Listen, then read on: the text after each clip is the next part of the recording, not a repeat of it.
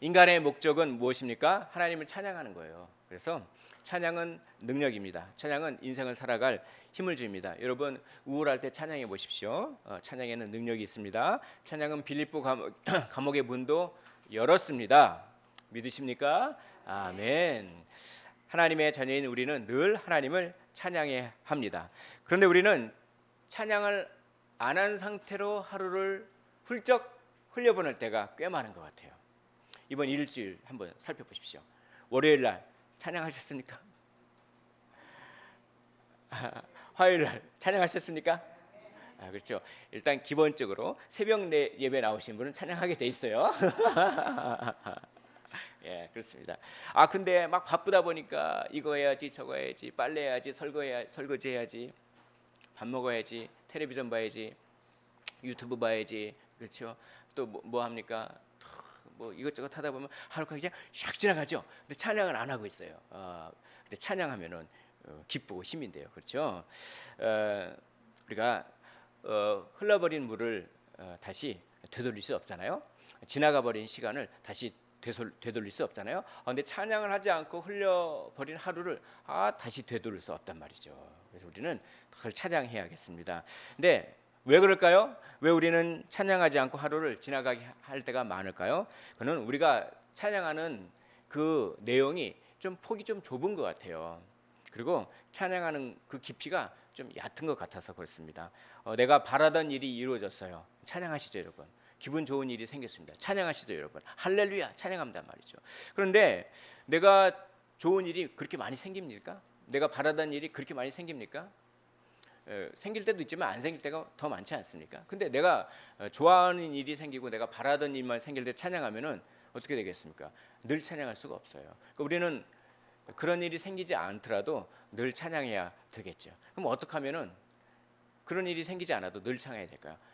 우리가 늘 받은 게 있어요. 뭡니까? 구원이죠. 구원이 취소됩니까? 구원은 취소되지 않습니다. 하나님은 신실하신 분이기 때문에. 그러니까 늘 우리는 구원받은 거기 때문에 그걸 생각하면 늘 찬양할 수가 있어요. 그리고 특별한 일이 일어나지 않았는데도 우리는 무엇을 찬양할까요? 오늘 모세의 찬양 속에는 우리가 찬양해야 될 여러 가지 내용이 있어요. 너무나 많아가지고 그중에 오늘은 몇 가지만 얘기하려고 합니다. 그중에 오늘 본문 1절부터 10절을 읽었잖아요. 그 1절부터 10절은 우리가 찬양해야 될 것 중에 그 내용 중에 특별히 강조하고 있는 게 있어요. 물론 우리는 구원을 찬양해야 되는데 구원을 찬양하기 위해서 이걸 찬양해야 돼요. 이걸 찬양해야 구원을 더 깊게 찬양할 수가 있어요. 우리가 구원의 감격을 잊어버리는 그 이유는 요거를 찬양하지 않아서 그래요. 자, 이게 뭔가 1절 보시겠습니다. 1절 우리 한 목소리로 읽어볼까요? 시작. 이때 모세와 이스라엘 자손이 이 노래로 여호와께 노래하여 일렀으되 내가 여호와를 찬송하리니 그는 높고 영화로우시며 말과 그 탄 자를 바다에 던지셨음이로다. 아멘. 오늘 읽지 않았지만 21절 한번 가보겠습니다. 21절 모세가 찬양하니까 모세의 누이였던 미리암도 따라 찬양해요. 미리암이 어떻게 찬양하는지 21절 나옵니다. 21절 한 목소리로 읽어보겠습니다. 시작. 미리암이 그들에게 화답하여 이르되 너희는 여호와를 찬송하라. 그는 높고 영화로우심이며 말과 그 탄 자를 바다에 던지셨음이로다. 아멘. 우리 모세의 찬양과 미리암의 찬양이 거의 똑같죠. 공통된 점이 뭡니까? 주는 영화로우시며 그 다음에 뭐라고 돼 있냐면 말과 그 탄 자를 바다에 던지셨음이로다. 아멘. 말과 그 탄 자를 바다에 던지셨다. 이게 심판하셨다. 그러니까 우리는 뭘 찬양해야 됩니까? 심판을 찬양해야 돼요. 이제까지 살면서 하나님의 심판을 찬양하신 적 있으십니까? 그러니까 우리가 구원을 찬양한다는 얘기는 다른 말로 심판을 찬양한다는 거예요. 무엇을요? 악한 세력, 악의 세력을 심판하신 하나님을 찬양하는 거예요. 그럴 때 우리는 진정 구원을 더 찬양하고 더 감격할 수가 있는 것이죠. 이게 이제 우리의 찬양의 지경이 넓어지기를 원합니다. 이렇게 심판하는 하나님을 찬양해야 되는데 이 심판하는 하나님을 찬양하기 위해서 우리가 먼저 해야 될 일이 있어요. 그건 뭐냐면 그 심판의 대상이 되는 말과 그 탄자, 이게 과연 어떤 존재인가? 그렇죠? 1차적으로는 바로의 군대죠. 바로의 군대가 막 쫓아오다가 홍해 바다에 다 던져졌잖아요. 1차로는 그 말과 그 탄자가 바로의 군대지만 궁극적으로는 제가 좀 전에 말씀드렸듯이 악의 세력, 사탄의 세력이란 말인 것이죠. 그래서 우리는 하나님을 찬양하기 위해서 하나님이 어떤 분인지 잘 알아야 됩니다. 하나님을 아는 것만큼 찬양의 깊이가 틀려져요. 하나님이 어떤 분인지 많이 아셨으면 좋겠습니다. 아멘, 아멘. 많이 알면 알수록 찬양도 많이 나오고 기도도 풍성해져요. 근데 우리가 찬양이 풍성해지고 기도가 풍성해지기 위해서는 이것도 알아야 돼요. 악은 어떤 존재인지, 악에 대해서도 많이 알아야 돼요. 하나님에 대해서도 많이 알고요, 악에 대해서도 많이 알면 우리가 기도도 풍성하게 되고요, 찬양도 풍성하게 됩니다. 1분 기도하면 기도할 거리가 없어. 그렇죠? 근데 악에 대해서 나를 괴롭히는 악에 대해서 많이 알고 하나님에 대해서 많이 알면 그걸 기도 가운데 고백만 하면 기도가 많이 늘어나요. 찬양도 마찬가지죠. 그래서 우리는 하나님을 많이 알고 악에 대해서도 많이 아는데, 오늘 말과 그 탄자가 어떤 존재인지 오늘 몇 가지 이 악한 세력의 어떤 대해서 우리가 본질적인 것을 이렇게 알고자 합니다. 그래서 우리가 알 때 우리의 찬양과 기도가 풍부해지는 거죠. 먼저 말과 그 탄자, 악한 세력은 어떤 존재인가? 두려움을 일으키는 존재다라고 하는 겁니다. 한번 따라해 볼까요? 두려움을 일으키는 존재. 시작. 두려움을 일으키는 존재라고 합니다. 말과 그 탄자는요, 두려움을 일으켜요. 그러니까 말이 막 돌진해 오는 겁니다. 말이 병거를 끌고 막 돌진해 와요.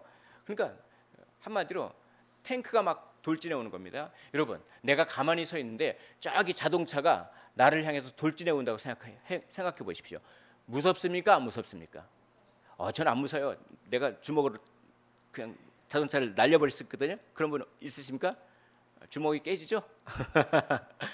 근데 이거는 자동차가 아니야. 완전 탱크야. 탱크가 막 병거가 온다는 건 탱크가 막 나한테 돌진하는 겁니까?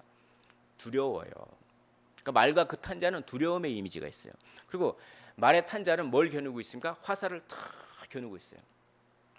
나를 향해서. 악한 세력은 두려움을 사용합니다. 수많은 사람이 두려움에 무릎을 꿇어요. 그래서 하나님을 인정하지 않는 길을 가고 있습니다.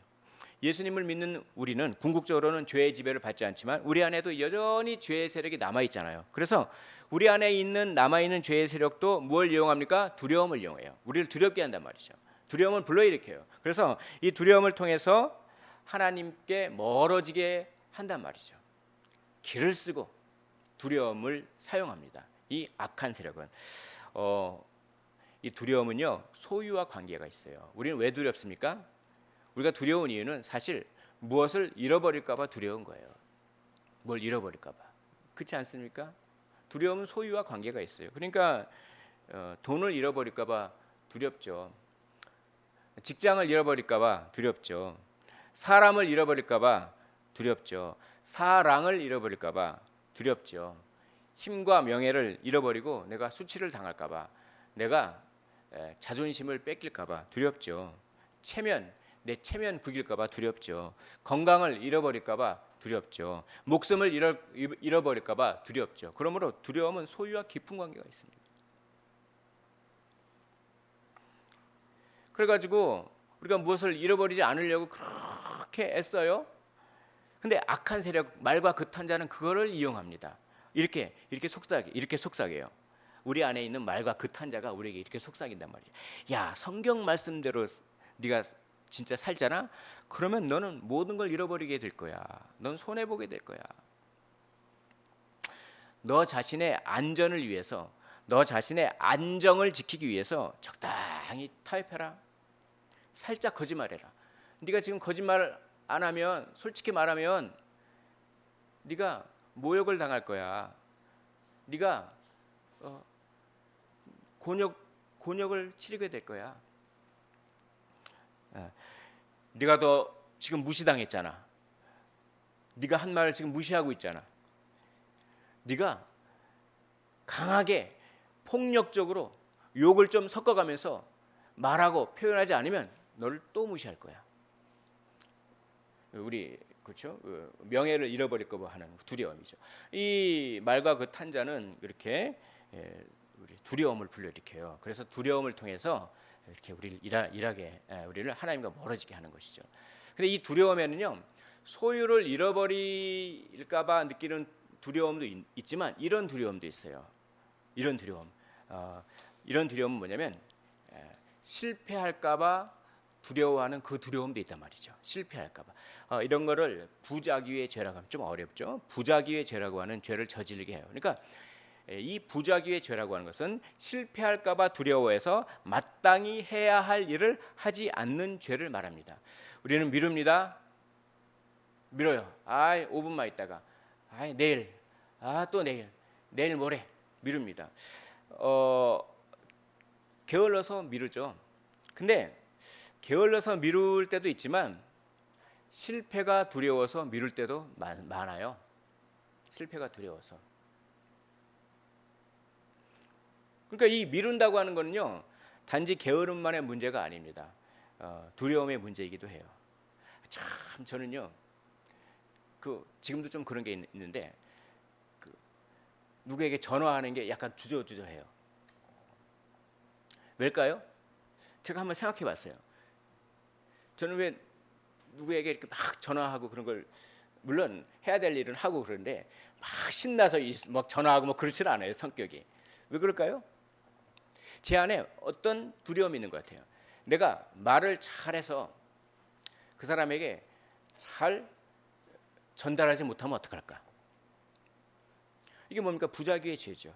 어떻게 보면은. 그러니까 그런 게 있어요. 사람들마다 그런 게 있어요. 이 죄는 그 말과 극탄자, 우리에게 있는 말과 극탄자라고 하는 이 악한 세력은요, 부자기의 죄를 제법 많이 일으켜요. 주저하게 만든단 말이죠. 그러니까 우리 달란트 비유 있잖아요. 달란트 비유. 이 달란트 비유를 곰곰이 생각해 보십시오. 그 5달란트 받은 사람은 5달란트를 남겼고, 2달란트 받은 사람은 2달란트를 남겼습니다. 1달란트 받은 사람은 어떻게 했죠? 달란트를 땅에다 묻어버렸어요. 그렇죠. 그러니까 그 달란트를 남긴 사람과 달란트를 남기지 않고 땅에 묻어버린 사람의 차이점이 뭘까요? 달란트를 남긴 사람은 실패에 대한 두려움이 없었어요. 하나님이 뭐 해주실 것이다? 도와주실 것이다. 믿으십니까? 하나님이 도와주실 줄 믿으시기를 원합니다. 하나님이 우리의 인생 전체를 전부 도와주십니다. 도와주세요. 하나님께서 나에게 달란트를 주셨으니까 이 달란트를 가지고 내가 장사를 하든 사업을 하든 뭘 해서 남기라는 뜻이겠지. 하나님이 그런 뜻이라면 내가 하나님 말씀에 순종해서 적극적으로 내가 선을 행하면 하나님께서 반드시 도와주시겠지라고 믿고 했던 거죠. 그러니까 진짜 5달란트를 남기고 2달란트를 남기는 거예요. 근데 한 달란트 받은 사람은 이 부자기의 죄, 뭡니까? 그 안에 그 악한 세력이 두려움을 불러일으켜. 너 만약에 1달란트를 너희 주인이 성격이 고약한 건 너 알지? 엄한 사람이잖아. 근데 혼나지 않겠냐? 너 만약에 이 1달란트를 가지고 네가 사업을 해서 실패했어. 그래서 네가 받은 1달란트를 그냥 본전도 못 건지고 다 까먹어 버렸어. 그러면 그 네 주인이 얼마나 엄한 사람인데 너 혼나지 않겠니? 두려웠어요. 그래서 그래, 그러면 주인이 나에게 준 원금만이라도 제대로 보관하자. 그래서 뭡니까? 달란트를 땅에 묻어버렸어요. 그래서 이렇게 마태복음 25장 25절 이렇게 말씀하잖아요. 주인이 너는 왜 달란트를 남기지 않았냐? 이렇게 말하니까 이렇게 얘기했잖아요. 두려워하여 나가서 당신의 달란트를 땅에 감추어 두었나이다. 보소서 당신의 것을 가지셨나이다. 제가 본전을 잃지 않았습니다. 잘했죠. 잘하긴 뭘. 개뿌리라고 얘기를 하려고 하다가 강단이니까 그렇죠. 이렇게 얘기하면요, 설교는 기억 안 하는데 개뿌리는 기억을 하시더라고요. 그래서 제가 웬만하면 이런 걸 안 하려고 하는데 그렇단 말이죠. 그래요. 우리는 부자기의 죄를 많이 저지릅니다. 우리는 적극적으로 사랑해야 되고 적극적으로 선을 행해야 되는데, 내가 사랑을 줬는데 그 사람이 내 마음을 몰라줘서 그럼 어떡하지? 내가 저 사람에게 말을 걸고 내가 저 사람에게 섬겼는데 나를 무시하고 그렇죠? 그럼 어떡하지? 그게 무서워서 말을 못 끊는 거예요. 한마디로 씹힌다 이런 얘기죠. 내가 카톡을 보냈는데 내가 성도 카톡을 보냈는데 그 카톡이 대답도 안 하고 씹히면 어떡하지? 그래서 카톡을 보내기 제 얘기하는 겁니다. 주저 하다가 주여 그래도 목사인데 또 카톡을 보내야 되지 않겠습니까? 성도들한테. 그래요. 인간은 생각보다 얼마나 많이 두려움을 타는 존재인지 모릅니다. 저는 너무나도 두려움의 지배를 많이 당하고 있어요. 그렇죠? 뭘 잃어버릴까 봐 두렵기도 하고요. 실패할까 봐 두렵기도 해요. 그게 뭡니까? 말과 그 탄자라는 거예요. 힘이 엄청나게 세요. 우리 힘으로 말과 그 탄자를 이길 수 있을까요? 절대로 못 이깁니다. 우리 안에 있는 죄의 세력을 이길 수가 없는 것이죠. 자, 말과 그 탄자는 우리에게 이렇게 두려움을 불러일으키는 존재예요. 근데 말과 그 탄자는 우리에게 두려움만 불러일으키는 것이 아니라 무엇을 불러일으키냐? 욕망을 불러일으키는 것입니다. 욕망을. 근데 이 욕망은요 멈추질 않아요. 멈추질. 자동차를 몰고 가는데 브레이크가 고장 났어요. 그래 본 적 있으십니까? 저는 예전에 브레이크가 고장난 건 아니었는데 제가 예전에 고속도로를 운전하고 있는데요. 시동이 갑자기 꺼져 버렸어요. 시동이. 그 차가 가는데 시동이 딱 그냥 드르륵 꺼져 버렸어요. 얼마나 당황했던지. 근데 하나님께서 살려주셨어요. 진짜. 왜냐면 차가 막히고 있었어요. 그래서 속도가 20, 30km밖에 안 됐어요. 그러니까 어떻게 합니까? 그러니까 시동이 꺼진 브레이크도 안 물려요. 그러니까 어떻게 합니까? 차를 그때 하필이면 그때 갓길도 있었어요. 그래서 뭡니까? 이걸 뭐라 그러죠? 흥분해서 이게 생각도 안 나네. 이게 핸들이죠. 핸들을 샥샥샥 꺾으면서 차를 톡톡톡 해가지고 탕탕탕 부딪혀가지고 하나님 지혜를 주셔서 당황하지 않게 핸들을 꺾어라. 이렇게 탕탕탕. 평소 같으면 막 제가 당황할 텐데 하나님께서 은혜를 주셔가지고 빨리 보험사에다 전화를 해야지. 평소 같으면 원망부터 할 텐데 아니 이게 뭔데 어쩌고저쩌고. 근데 하나님이 은혜를 주셔가지고 그러니까 은혜 받으면요 원망하지 않고 문제를 해결하려고 먼저 생각해요. 근데 은혜 안 받으면 은혜가 떨어지면 해결할 생각하고 원망부터 해. 그러니까 막 그래서 레카차를 타고 하필이면 그 옆에 제 직장 동료가 타고 있었거든요. 제가 태워준다고 그랬거든요. 근데 얼마나 그래서 제가 직장 동료를 갖다 막 안심시켰어요. 괜찮아. 하나님이 도와주시고 괜찮아 그러면서 그랬던 적이 있는데 제가 이 얘기를 왜 하냐면 브레이크가 고장 나면 진짜 두렵더라고요. 욕망이라고 하는 자동차에는 브레이크가 아예 없어요. 근데 더 문제가 되는 건 뭔지 아십니까? 이 욕망이라고 하는 전체에 딱 올라타면은 브레이크가 아예 없어서 그죠? 욕망을 제어할 수 없는데도 불구하고 당황하지 않는다는 거예요. 무서워하지 않아요. 내가 욕망에 지금 사로잡혀 있는데도 그걸 무서워하지 않는다고. 야, 이게 더 큰 문제죠. 그 욕망이라고 하는 전체에 올라탄. 그러니까 멈춰지지가 않는 거예요. 멈춰지지가 않는 거예요. 욕망에 취해버리는 거죠. 마비가 되는 거죠. 세상 많은 사람이 욕망에 몸을 맡기고 욕망이 운전하는 대로 죽음을 향해 돌진합니다. 9절 한번 보겠습니다. 9절 우리 한 목소리를 한번 읽어보도록 하겠습니다. 9절입니다. 자, 시작. 원수가 말하기를 내가 뒤쫓아 따라잡아 탈취물을 나누리라. 내가 그들로 말미암아 내 욕망을 채우리라. 내가 내 칼을 빼리니 내 손이 그들을 멸하리라 하였으나 내가 내 욕망을 채우리라. 그러니까 내 욕망을 채울 거야. 내 욕망을 채울 거야. 내 욕망을 채울 거야. 그러니까 브레이크가 없으니까 그 욕망 따라 막 바다에 들어가서 어떻게 합니까? 나중에 바다에 다 빠져 죽잖아요. 바로의 군대가.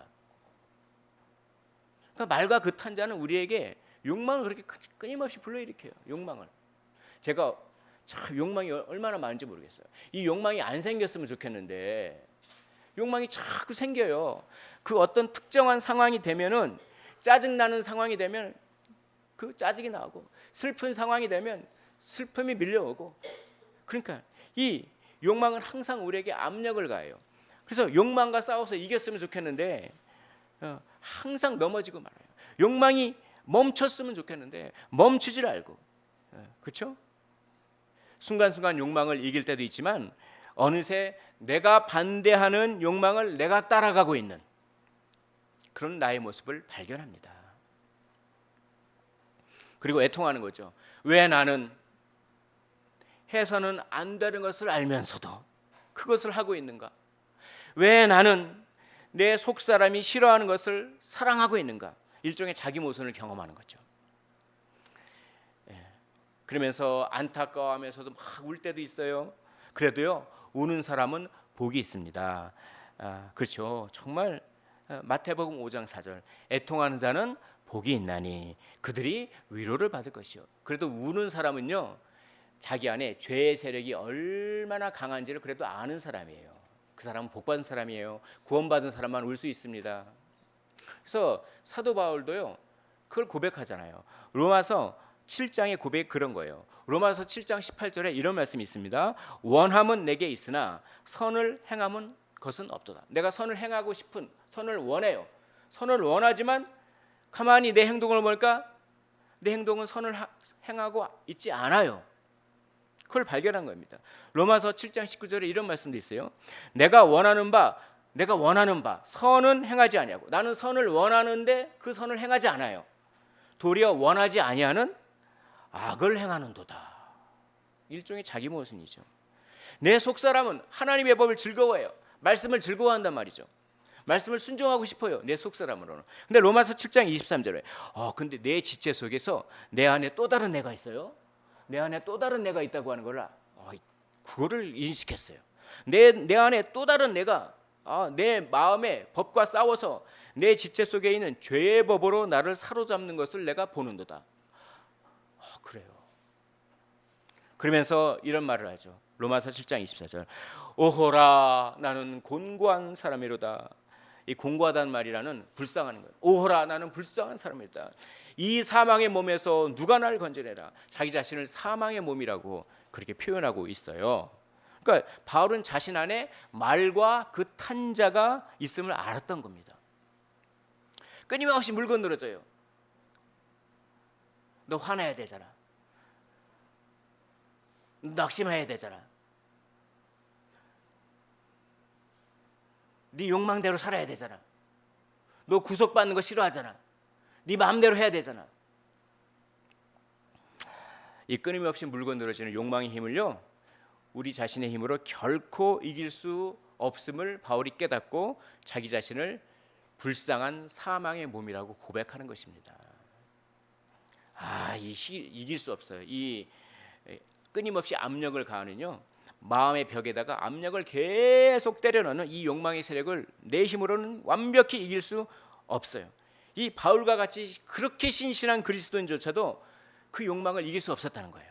그러니 저 같은 사람은 그렇죠. 참 자동문이 돼서는 안 되는데 자꾸 자동문이 되려고 하네요. 그런 조건이 생기면 그걸 저항해야 되는데 그냥 바로 그냥 그렇게 해버리는 참 너무나 안타깝습니다. 그만큼 말과 그 탄자가 일으키는 욕망의 힘이 강한 것입니다. 근데 참 말과 그 탄자가 우리 안에 두려움을 불러일으키고 우리 안에 욕망을 불러일으키는데 우리 힘으로는 그 말과 그 탄자를 이길 수 없잖아요. 힘이 세잖아요. 근데 여기서 반전이 일어나는 거예요. 근데 하나님의 무엇이 나타납니까? 권능이 나타나는 겁니다. 하나님의 권능의 손길이 나타나서 그 말과 그 탄자를 어떻게 합니까? 심판하는 거예요. 우리 힘으로는 싸워서 이길 수 없는 그 말과 그 탄자를 우리를 두렵게 하고 우리에게 욕망을 불러일으키는 그 세력, 말과 그 탄자를 하나님의 권능이 심판하시는 것입니다. 아멘이죠 이게 진짜. 더 이상 우리를 쫓아오지 못하게 하는 거죠. 그래서 모세가 흥분합니다. 그리고 기쁜 거예요.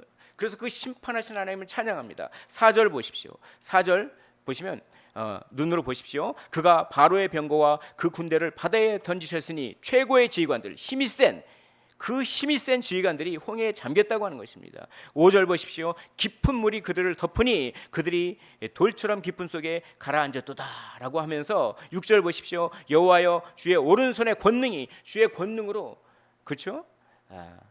그를 원수를 부수십니다. 원수를 파괴한다. 그래서 완전히 파괴가 되는 거죠. 그래서 5절을 다시 한번 보겠습니다. 5절에 이런 말씀이 있어요. 깊은 물속에 그들을 덮으니 그들이 무엇처럼요? 돌처럼. 돌이 무거운 돌이 물에 가라앉으면 다시 떠오릅니까? 그렇죠? 완전히 멸망했다는 겁니다. 완전히. 악의 세력이. 또 여기 7절 보십시오. 7절 눈으로 보십시오. 주께서 주의 큰 위엄으로 주를 거스리는 자를 엎으시니이다. 주께서 진노를 바라니 그 진노가 그들을 무엇과도 같이요? 지푸라기 같이 살아내이다. 지푸라기가 불에 얼마나 마른 지푸라기가 불에 얼마나 잘 탑니까? 지푸라기가 샥 불에 다 살라졌어요. 그럼 다시 지푸라기가 생깁니까? 안 생기죠. 이미 다 불에 타서 재로 변해버린 지푸라기가 어찌 다시 지푸라기 됩니까? 그러니까 완전하게 악이 파괴됐다는 겁니다. 그리고 10절 보겠습니다. 10절 우리 한 목소리를 읽어보겠습니다. 자, 시작. 주께서 바람을 일으키심에 바다가 그들을 덮으니 그들이 거센 물같이 납같이 잠겼나이다. 납이 얼마나 무거우냐면 납이 진짜 무거워요. 쇠보다 아마 더 무거울 거예요. 납이. 그 쇠보다도 더 무거운 납이 물에 가라앉으면 떠오르겠습니까? 아니요. 그럴 정도로 완벽하게 악의 세력을 그렇게 하나님께서 심판하셨다. 할렐루야. 악한 세력을 심판하신 우리 하나님을 찬양합니다. 아멘. 이 악한 세력을 심판하신, 그렇죠? 그렇게 악한 세력을 심판하신 하나님은 누구의 하나님입니까? 나의 하나님인 줄 믿으시기를 원합니다. 그 하나님이 나의 하나님이세요. 나를 지켜주신단 말이죠. 나를 구원하신단 말이죠. 나를 위해 악한 세력을 끊어주신단 말이죠. 그러니까 찬양이 안 나올 수가 없는 거죠. 참 신앙은 하나님과 개인적으로 만나야 돼요. 하나님과 개인적으로 만나지 않는 신앙은 신앙이라고 보기보다는 세뇌에 가깝습니다. 늘 듣던 말이라서 그런가 보다 인정하는 것은 세뇌지 믿음이 아니에요. 여러분, 믿음이 있으십니까? 아니면 단지 교회 오래 다녀서 세뇌당하셨습니까? 어떻게 구분하죠? 하나님과 인격적으로 1대1로 만나느냐 만나지 않았느냐, 그게 내가 진짜 믿음이 있느냐 아니면 내가 단지 세뇌를 당했느냐, 그 차이예요. 하나님과의 개인적인 그런 믿음이 있어야 되는 거죠. 우리 모세는 하나님과의 개인적, 나의 하나님이라고 하는 것을 그렇게 개인적으로 경험한 하나님을 노래하는 거예요. 자, 우리 2절 말씀 동그라미를 딱 치시고, 2절 말씀이 너무나 귀한 말씀입니다. 우리 2절 말씀을 한 목소리로 읽어보도록 하시겠습니다. 시작.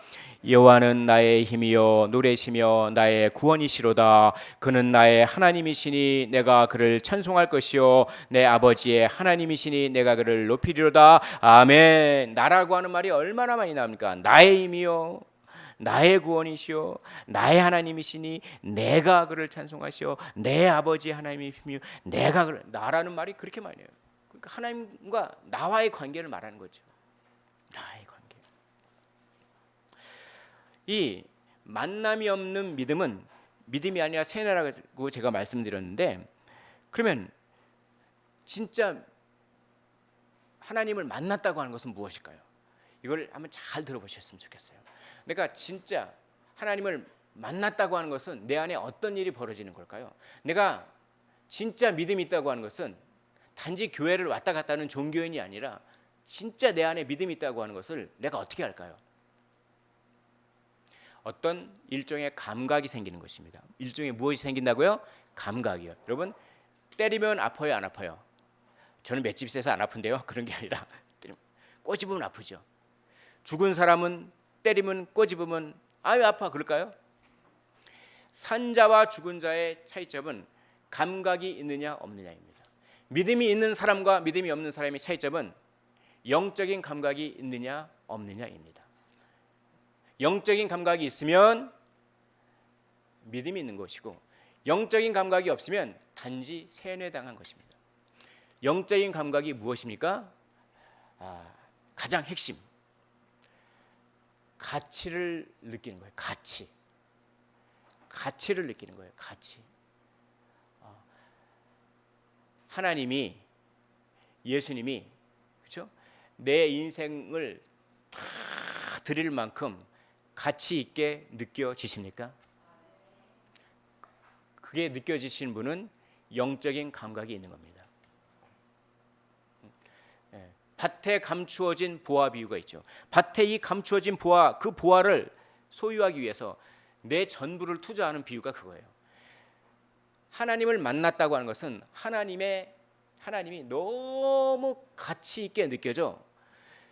이 절대적인 가치 때문에 내가 가치 있게 생각하는 것을 그 절대적인 가치에 다 상대화하는 겁니다. 그러니까 하나님 너무 가치 있게 생각해서, 돈도 귀하잖아요. 돈도 가치 있는 것이죠.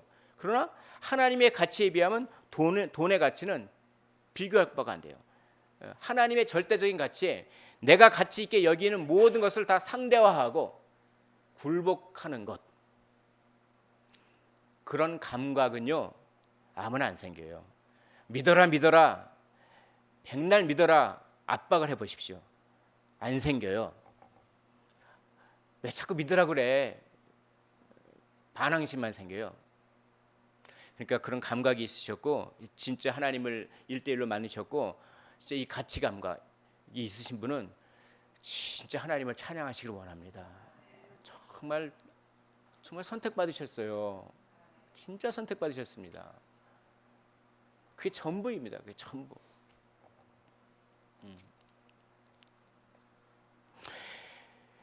자, 가치를 느낀다는 말을 다른 말로, 제가 비슷한 다른 말로 이렇게 얘기해 보겠습니다. 기억하셨으면 좋겠어요. 아름다움을 느낀다 이거예요. 내가 어떤 걸 가치 있게 느끼는 거는 그 대상을 내가 아름답게 느끼면 그 대상을 가치 있게 느끼는 겁니다. 여기 아주 예쁜 꽃이 있어요. 그러면 아름다움을 느끼십니까, 여러분? 너무나 아름다워서 돈 주고 사고 싶어. 근데 생각보다 비싸. 50만 원이야. 사시겠습니까? 안 사시겠습니까? 만약에 너무나 아름다워서 내가 가지고 있는 50만 원이라는 가치보다 그 아름다움의 가치가 더 크면 아마 살 거예요. 근데 아주 아름답게 하지만 내가 가지고 있는 50만 원보다는 조금, 한 25만 원이면 내가 살 텐데 50만 원은 안 되겠다. 그럼 뭡니까? 그거는 뭡니까? 가치가 떨어지는 거죠. 그 믿음이란 그것입니다. 하나님과 만난다고 하는, 그렇게 하나님이 아름다우십니까, 여러분? 아멘이십니까, 여러분? 하나님이 내 인생을 다 바꿔도 될 만큼, 아니 내 인생을 다 준다고 해도 갚을 수 없을 만큼 그렇게 가치 있고 아름다우십니까? 그분의 십자가의 희생이 그렇게 가치 있게 여겨지십니까? 그래서 그분의 십자가의 희생이 너무나 가치 있게 여겨서 나도 그 십자가의 길을 나도 동참하고 따라가겠노라고 하는 그런 결단이 일어나십니까? 할렐루야. 이게 믿음입니다. 오직 이 믿음만이 구원받을 수 있는 믿음입니다. 이것 외에 믿음 비슷한 것 가지고는 구원받지 못합니다. 세뇌당한 것 가지고는 구원받지 못하는 것입니다. 오늘 모세는 그렇게 나의 하나님이 너무나도 가치 있고 너무 아름답고 가치 있는 거죠. 그는 정말 나의 힘이고 나의 노래시고 나의 구원이시고 그는 나의 하나님이시고 나의 전부라는 겁니다. 그분의 가치가 무한하다는 겁니다. 그걸 노래했어요. 왜냐? 말과 그 탄자가 얼마나 힘이 센지 알았기 때문에 그래요. 말과 그 탄자가 너무나 힘이 세서 내 힘으로는 도저히 내 안에 두려움을 불러일으키고 내 안에 욕망을 불러일으키고 나를 사망의 음침한 골짜기로 그렇게 유도해가는 그 못된 그것, 그 말과 그 탄자, 내 힘을 어쩔 수 없는 그 말과 그 탄자가 너무나도 강력한 힘이 있다는 걸 알았기 때문에, 근데 그 강력한 힘을 가진 말과 그 탄자를 한 방의 바다에 던지셨다는 그 하나님의 힘과 권능을 느끼자 하나님이 가치 있게 느껴지신 거예요. 하나님이 아름답게 느껴진 겁니다. 그래서 그 하나님이 나의 힘이시오, 나의 노래시오, 나의 구원시로다. 다윗도 그걸 느꼈어요. 하나님은 나의 힘이시오, 나의 구원의 요새시오, 나의 반석이시오, 나의 하나님이시오, 나의 피할 바위시오, 나의 방패시오, 나의 반석이십니다. 내가 사망의 음침한 골짜기를 찾아 헤맬지라도 해를 두려워하지 아니할 것은, 내가 두려워하지 않을 것은, 내가 염려 걱정하지 아니할 것은 주의 지팡이와 막대기, 주님의 그 크신 권능의 지팡이와 막대기가 나를 안위하시나이다. 아멘. 말씀을 정리하도록 하겠습니다. 말과 그탄 자는 두려움을 일으킵니다. 말과 그탄 자는 욕망을 부식시킵니다. 그래서 하나님이 인간을 거역하게 해요. 죽음의 길로 빠져들게 합니다. 그것은 힘이 셉니다. 우리 힘으로는 결코 이길 수 없습니다. 그러나 하나님은 말과 그탄 자를 바다에 던지셨습니다. 그것은 다름 아닌 예수 십자가로 사망 권세가 꺾이고 사탄의 세력이 결정적으로 파괴된 것을 말하는 것입니다. 사람이 자기 인생을 기꺼이 예수님을 위해 드리려고 할 정도로 예수님께 가치를 느끼고 예수님을 사랑하는 그런 올바른 믿음과 회개를 가지고 있다면 그 사람은 예수님과 연결이 되어서 하나님의 자녀가 되는 것입니다. 말과 그 탄자가 하나님의 자녀를 결코 파괴하지 못할 것입니다. 여기 계신 모든 분들이 하나님의 자녀인 줄로 믿습니다. 그러나 아직 구원에 대해 확신이 없으시다면 기도하십시오. 세 가지를 위해서 기도하십시오. 성경 말씀에 강한 가치를 느끼고 내 인생이 너무 헛된 인생이었음을 깨닫고 성경대로 살지 못했던 것이 얼마나 죽어 마땅한 죄였음을 깨닫게 해달라고, 그리고 이런 나를 위해 예수님이 대신 죽으셨다는 사실이 너무 고마워서 그분께 내 인생을 기꺼이 바치겠다고 하는 이 굴복의 마음이 들게 해달라고, 예수님의 가치를 아는 영적인 감각이 생기게 해달라고 기도하시기를 원합니다. 문을 두드려라, 그리하면 열릴 것이니 너에게 가장 좋은 것 성령을 주시지 않겠느냐. 이 말은 이렇게도 번역할 수 있어요. 문을 두드려라, 네가 끈질기 기도하면 내가 너에게 영적인 감각을 줄 것이다. 그리고 하나님의 말씀을 깊이 있게 자기 자신에게 적용하시기를 원합니다.